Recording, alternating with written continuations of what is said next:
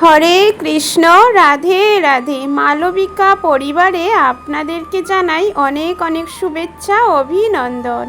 আজকের আলোচ্য বিষয়টি হচ্ছে রামনবমীর ব্রত কথা।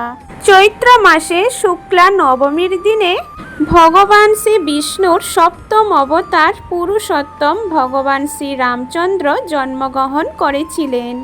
তাই আজকের দিনে রামনবমীর তিথি পালিত করা হয়। যারা রামনবমীর ব্রত পালন করেন বা আজকের দিনে ভগবান শ্রী রামচন্দ্রের পূজা করে থাকেন, তাদের এই রামনবমীর ব্রত কথাটি অবশ্যই শ্রবণ বা পাঠ করা অত্যন্ত ভালো, না হলে ব্রত অসম্পূর্ণ থেকে যায়। শ্রোতা বন্ধুরা, ব্রত কথাটি আপনারা প্রথম থেকে শেষ পর্যন্ত মনোযোগ সহকারে শ্রবণ করুন, আপনাদের অনেক ভালো লাগবে। তাহলে চলুন বন্ধুরা, শুরু করা যাক ব্রত কথাটি। মানসপুত্র মহাযোগী সনক প্রীতির সমীপে উপস্থিত হইয়া জিজ্ঞাসা করিলেন, ভগবান প্রসিদ্ধ আছে রাজা দশরথের ঔরস রানী কৌশল্যার গর্ভে। তিলকনাথ ভগবান শ্রী রামরূপে জন্মগ্রহণ করেছিলেন। দশরথ এবং কৌশল্যার এমনকি পূর্ণ করেছিলেন। দুর্বাদলশ্যাম শ্রীরাম তাদের গৃহে অবতীর্ণ হলেন। ব্রহ্মা কহিলেন, বৎস, তুমি জগতের কল্যাণার্থের জন্য অতি পবিত্র প্রশ্ন করিয়াছ, ইহার উত্তর দিয়েছি, শ্রবণ করো। রাজা দশরথের যৌবনকাল প্রায় শেষ হয়ে এলো, অথচ তার কোনো সন্তান হলো না। বংশ রক্ষা হয় না দেখে রাজা দশরথ খুব চিন্তায় দিন কাটতে লাগলো। শেষে তার কুলপুরোহিত বশিষ্ঠদেব রাজাকে বললেন তার স্ত্রীকে সঙ্গে নিয়ে শিব দুর্গার মন্ত্র জপ করতে। রাজা দশরথ ও তাহার মহিষীপতি পরায়ণা কৌশল্যা ধ্যান মগ্ন হইয়া শিব দুর্গার মন্ত্র জপ করছিলেন। তাহাদিগকের কঠোর তপস্যার সশিক্ষরে হৃদয় প্রসন্ন হল। তিনি তৎক্ষণাৎ রাজা এবং রানীর পুরাভাগে আবির্ভূত হলেন। কৈলাসপতিকে দেখিয়া রাজার আনন্দের অবধিত রইল না। তিনি কর্পুটে সদাশিবকে সম্বোধন করিয়া কহিলেন, ভগবান, আপনাকে প্রত্যক্ষ দেখিয়া আমার জন্ম, কর্ম, চক্ষু এবং দেহ সার্থক হল। সদাশিব কহিলেন, রাজন, তোমরা অভীষ্ট প্রার্থনা করো, আমি তাহা পূরণ করিব। রাজা কহিলেন, হে কৈলাসনাথ, আমি পুত্র অভাবে নিরন্তর মনোদুঃখে কালাতিপাত করিতেছি। কি কার্য করলে আমি পুত্ররত্ন লাভ করিতে পারিব? আপনি তাহার উপায় বিধান করুন।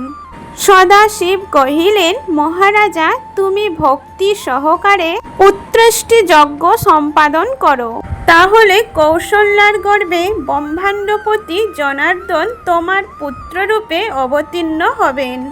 দেবাদিদেব চন্দ্রনাথ এই বলে তিরোহিত হলেন। অনন্তর রাজা দশরথ রানী কৌশল্যার সহিত একত্র হইয়া যথাবিধান পুত্রষ্টি যজ্ঞের অনুষ্ঠান করলেন। যজ্ঞের ফলে অচিরেই কৌশল্যার গর্ভ সঞ্চার হইল।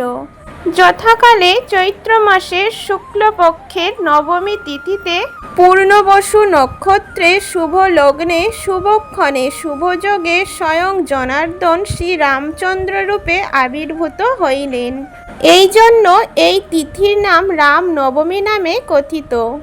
এই মঙ্গলময় দিনে শ্রী রামচন্দ্রের উদ্দেশ্যে যে কোনো শুভগ্ন অনুষ্ঠান করেন, কোটি সূর্যগ্রহণ অপেক্ষায় অধিক ফল লাভ হয়, তাতে কোনো সন্দেহ নেই।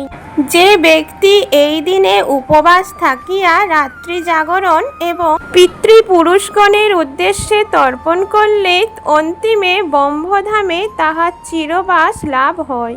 যদি এই পূর্ণ তিথিতে নির্জনে বসিয়া দশমী তিথির আগমন পর্যন্ত ভক্তি সহকারে শ্রী রামচন্দ্রের উদ্দেশ্যে ইষ্ট মন্ত্র জপ করা যায়, তাহলে তার দ্বারাই পুরুষোত্তম প্রক্রিয়া সম্পাদিত হয়।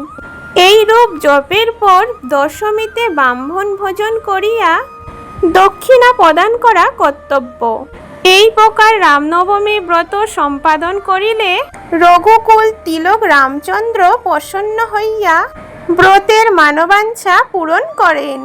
এই রামনবমীর ব্রত সর্বসুখ এবং সর্বপ্রকার মঙ্গলের আকর এবং পরম পবিত্র।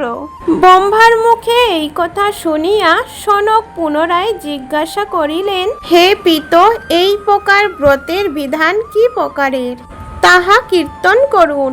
ব্রহ্মা কহিলেন, ব্রতের পূর্বদিন একাহারী থাকিয়া আমিষ ভোজীদের নিরামিষ ভোজন করিয়া বিধি। রাত্রিকালে কুশ বা কম্বলের শয্যায় শয়ন করিবে। প্রাতঃকালে গোত্রস্থানপূর্বক স্নান এবং নিত্যক্রিয়া সমাপান্তে পবিত্র হইয়া যথাবিধি সংকল্প করিবে। তৎপরে ঘটে পটে শালগ্রাম শিলায় বা প্রতিমাতে শ্রী শ্রী রামচন্দ্রের পূজা করিবে। প্রথমত কৌশল্যার এবং তৎপরে দশরথের অর্চনা করিতে হবে। তদন্তর পরিবারবর্গে পুজো করিয়া অবগ্রহ দিকপাল এবং অস্ত্র সমূহে অর্চনা করিবে। মধ্যকালে শ্রী রামচন্দ্রের আবির্ভাব স্মরণ করিয়া পাদদাঘীদের দ্বারা তাহার পুজো সম্পাদন পূর্বক 3টি পুষ্পাঞ্জলি প্রদান করিবে। রাত্রি জাগরণ করিতে হয়।